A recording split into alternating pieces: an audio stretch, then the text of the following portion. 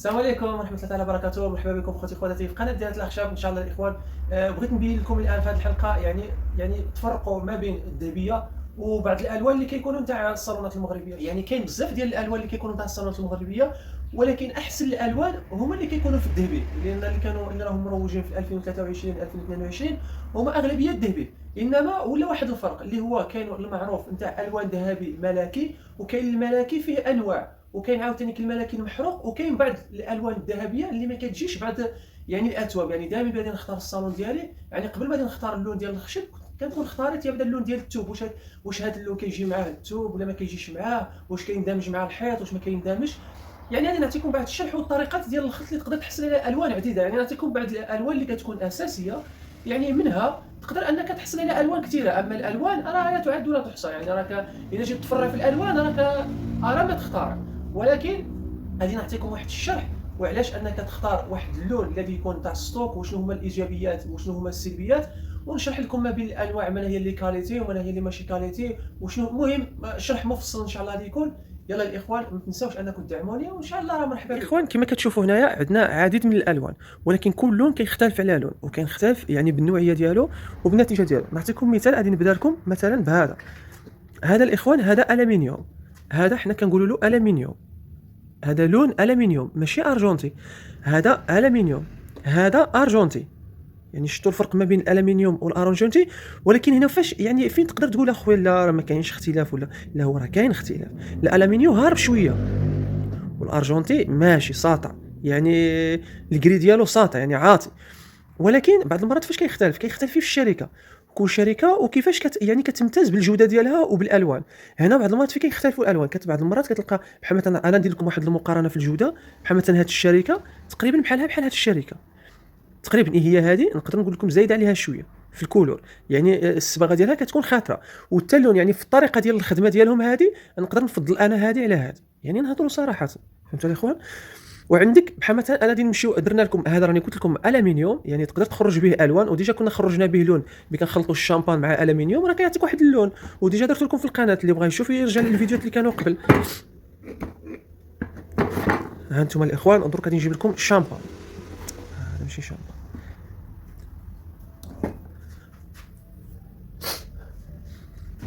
الاخوان هنا كاين الفرق، شوف هذه شامبان ديال سوكادي، هذه الشامبان ديال سوكادي، هذه الشامبان ديال ميسا. وشنو الفرق اللي بيناتهم؟ تقريبا في اللون كيف، ولكن انا نقدر نقول لكم الشامبان ديال الشركه ديال مصر احسن، لان علاش هو كيعطي الملمس ديال الشامبان دوريجين. هنا كيبان لنا الشامبان بحال اللي بارد، وإلا شفتوا حتى المنتوج هنا خفيف، يعني هنايا خفيف هذا ثقيل. وشنو هو الفرق ما بين الشركات كيفاش كيعتمدوا؟ بعض المرات كتسول واحد من الشركات تقول له علاش المنتوج ديالكم خفيف وعلاش المنتوج ديال هذيك ثقيل.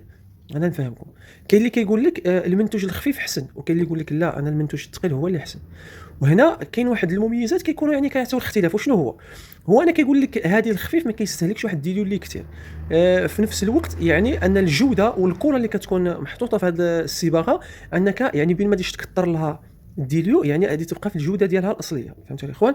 وهذه ثقيله، يعني كيقول لك يعني بك تحصل على واحد الكميه كثيره ديال الديليو، وكتحصل على واحد الكميه كثيره ديال المنتوج. يعني مثلا ان هذه تاخذ لك تقريبا شي يوترو ونص حتى 2 يوترو، هذه تاخذ لك يوترو، يعني هنا تاخذ لك يوترو ديال الديليو، هنا 2 يوترو، يعني شكون اللي تخدم لك مزيان هي هذه، فهمتوا يا اخوان؟ ولكن انا بالتجربه ديالي وشنو لاحظت، وشنو كان احنا عندنا الصناعيه عندنا واحد المصطلح انه هو الديليو انه هو مخفف، يعني هو اصلا ما كيأثرش على السولولوزيك. يعني انا وشنو غادي نختار؟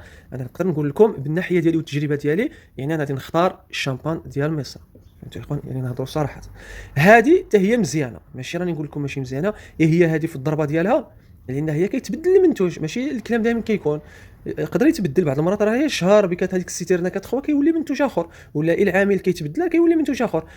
هذه الاخوان يعني ما خصكش يعني بين تكون تسارجي، ما خصكش تسرجي واحد الكميه كثيره، يعني بحال اللي كتحرق لك، يعني الشامبان كيتنحرق، وإلا تنحرق لك راك ضروري تعاود البريباراسيون، لان ما غاديش يطلع لك اللون، فهمتوا الاخوان؟ ولكن هذه لا، هذه يعني بحال مثلا شي واحد مبتدئ غادي يخدم بها مرتاح، اما هذه لا شي واحد مبتدئ ما غادي يخدم معذب.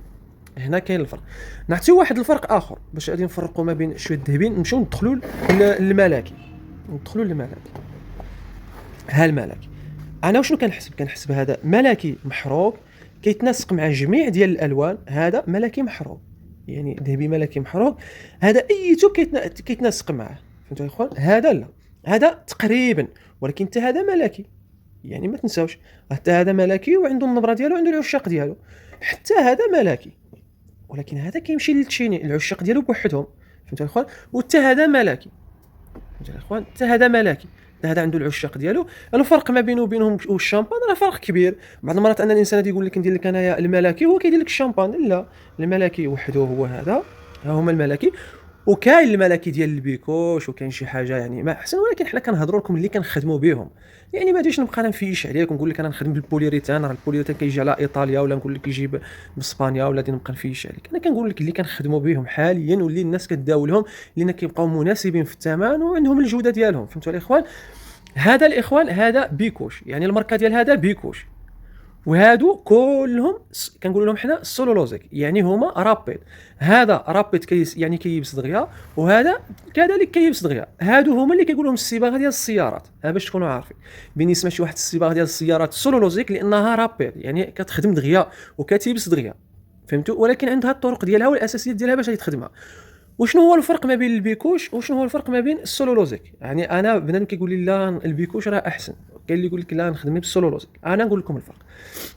البيكوش هي بروميان، السولولوزيك هي دوزيام. الفرق اللي بيناتهم ان السولولوزيك يعني هي كتكون فيها الصباغه كثيره على الفيرني، يعني الفيرني ديالها ماشي بروميان كاليتي. اما البيكوش الفيرني ديالها بروميان كاليتي. بحال مثلا الا جبت شي فيرني اكريليك، جبت الاش اس ما جبته مع الام اس، يعني الخلطه اللي كتخلط مع السولولوزيك ماشي هي اللي كتخلط مع البيكوش كيتكنى بعض المرات كيتصنف احسن بالاكريليك، يعني بالكاتاليزو، يعني هو مجهد والصلابه ديالو صحيحه.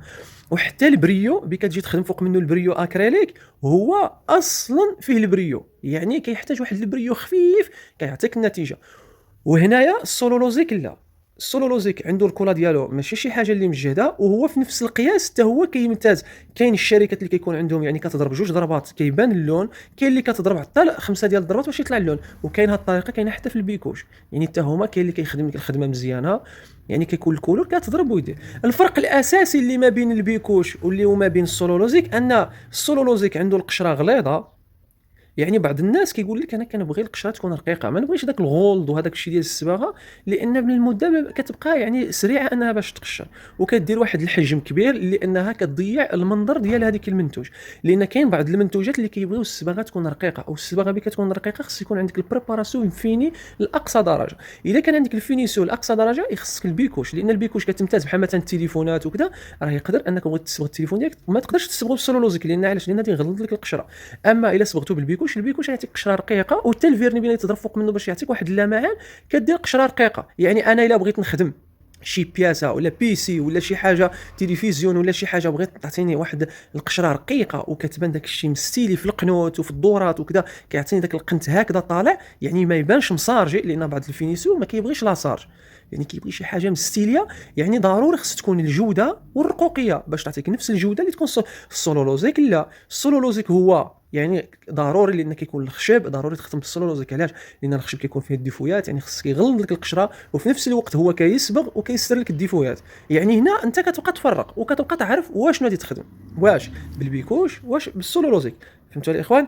يعني هنا هذا الجري سوندر، هذا اللي كتشوفوا فيه هنا، باغي يهضر معكم قبيله ونسى ما هضرش معكم، هذا الجري سوندر.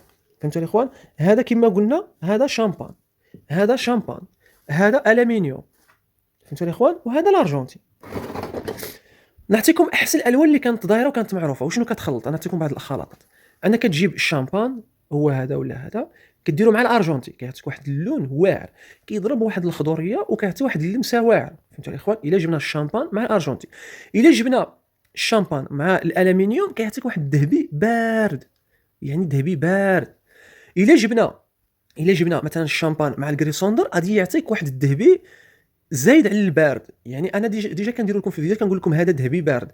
يعني الا جيت بواحد النظره كيبقى يبان لك اللمسه ديال الذهبي، يعني كيبقى يبان لك ذهبي، تجيب واحد الجهه كيبقى يبان لك ذهبي بارد، يعني كيعطيك واحد اللمسه اللي عندها العشاق ديالها. فهمتوا الاخوان؟ وكاين العشاق ديال الارجنتين مع كيسميتو. يعني هنا كتبقى دائما الشامبان كتبقى تدخلو، وفي نفس الوقت الكميه بحال مثلا انك دير الارجنتي وتبقى تنتي بالشامبان، بحال اللي كتذهبوا كتدخلوا. مثلا نمشيو للملكي. الملكي كيفاش كيتخدموا هاد الملكي اللي كنخدم بهم انا بالضبط، يعني الناس اللي باغيه تعرف. كتجيب البي 36 ضروري. البي 36 هذا هو اللون ديالها الاخوان، هذا هو البي 36. البي 36 هو اللي كيطلع اللون الذهبي الملكي كما قلت لكم، هو اصلا ملكي يعني، والنوعيه ديالو كيمشي للتشيني. ضروري كتمشي للشامبان. واحسن حاجه انك تمشي بنفس الشركه، يعني بين تكون تخلطوا الضماجي الالوان ضروري تمشي لنفس الشركه باش انك تبقى عاقل على الخلطات ديالك. نجيبوا البي 36 ونجيبوا الشامبان، الا خلطناهم كيعطينا واحد الذهبي ملكي حتى هو.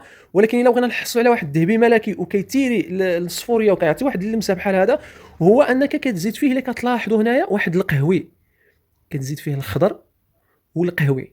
داك القهوي هو اللي محروق، هو اللي كيعطينا ذهبي محروق، يعني اللمسه ديالو خياليه، اللي هي هذيك اللي كتشوفوها هنا، اللي كتشوفوها هنا الفوق.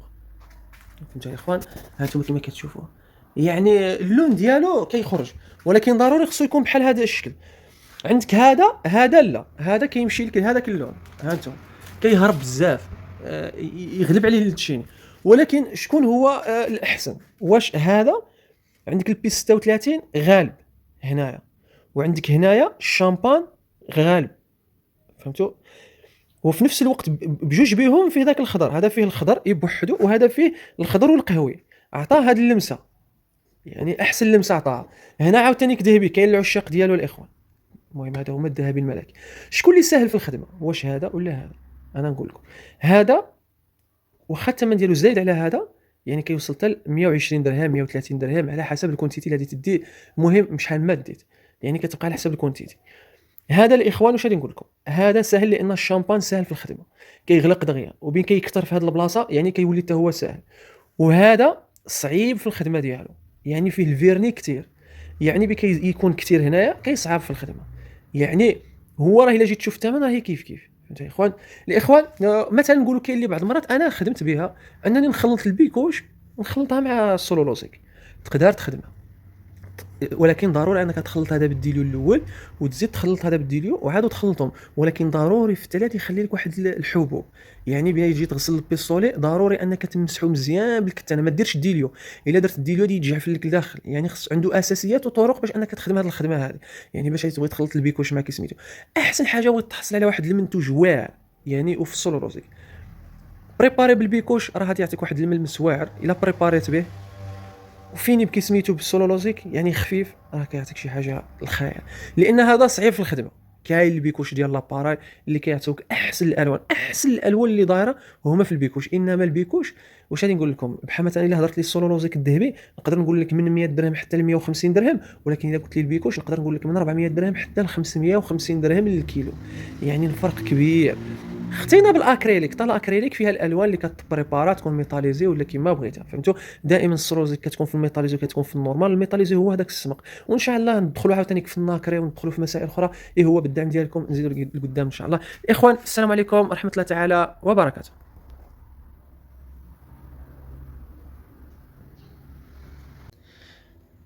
الاخوان نهضر لكم على السلبيات اللي كيكونوا في، بحال مثلا الايجابيات هو انك تاخذ اللون وتعقل على الشركه انها بحال مثلا انا بغيت نخدم ارجونتي، نكتب في داك الصالون ارجونتي ونكتب يعني شركه سوكادي، يعني كيبقى معلم. الا بغيت للروتوش كتعرف تجيب الروتوش ديالك.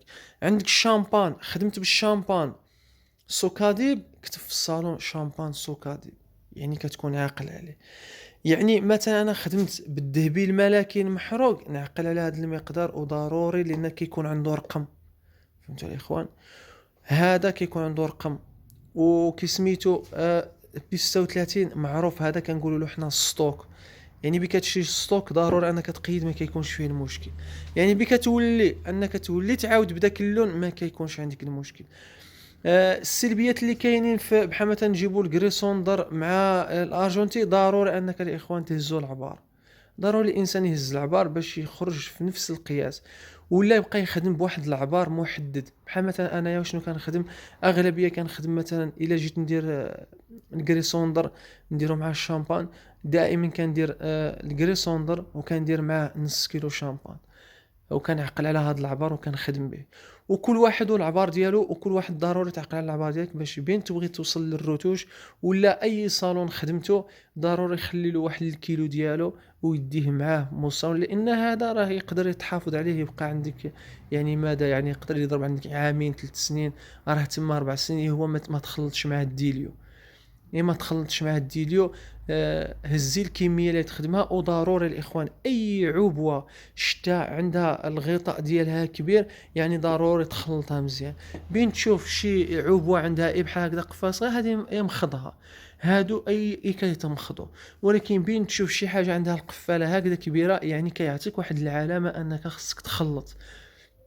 فهمتوا؟ اي حاجه شفناها عندها بحال هكذا يعني مخضها. شفت شي حاجه عندها القفاله كبيره خلط، جيب شي حاجه باش تخلط، لان اللون راه يعني كيعلم لك بلا ان البرودويات راه عندهم لي برودوي ديالهم كيترصاو لتحت. الاخوان السلام عليكم ورحمه الله تعالى وبركاته. وشوف وان شاء الله غادي نحاول اننا نخرج لكم بالبوليستر يعني بعض الديكورات، لان هذا الميتاليزي راه اصلا كيعطي ديكور. شتا هاد الديكور اللي تقدروا هنايا، انا نقدر ندير لك هاد الديكور نديرو لك في الطابله، نقدر نديرو لك في القوضه نتاع التكايه. هاد الديكور اللي بغيت نقدروا نديرو باش بالدعم ديالكم، نوريك كي دير تحصل على هاد الشكل. شتا هاد الشكل اللي راك تشوف فيه هنايا هكذا تحصل عليه فوتوكوبي. ولا بغيت هاد الشكل هذا، ولا بغيت هاد الشكل، اشكال كثيره. انت شوف راه كي كتبقى تحركو كيبقى يعطيك اشكال، وتخليه يرصى كيعطيك الشكل. كتبقى تنوع له، تقدر تدخل عليه لون اخر، تقدر انك تفرع وتفنن كي تبغي. ولكن ان شاء الله بالدعم ديالكم نقدروا نوريكم العديد من الديكورات وبزاف. وهادو الديكورات الدوريجين، ماشي هادوك الديكورات اللي كتبقى نتاع السانتيتيك وكذا كيبينوا لك المنظر ولكن كيضرب عليهم واحد المده ما كيبقاوش يبانوا. هادو لا، هادو راني كنهضر لك شي حاجه سوبر. اخوان السلام عليكم ورحمه الله تعالى وبركاته.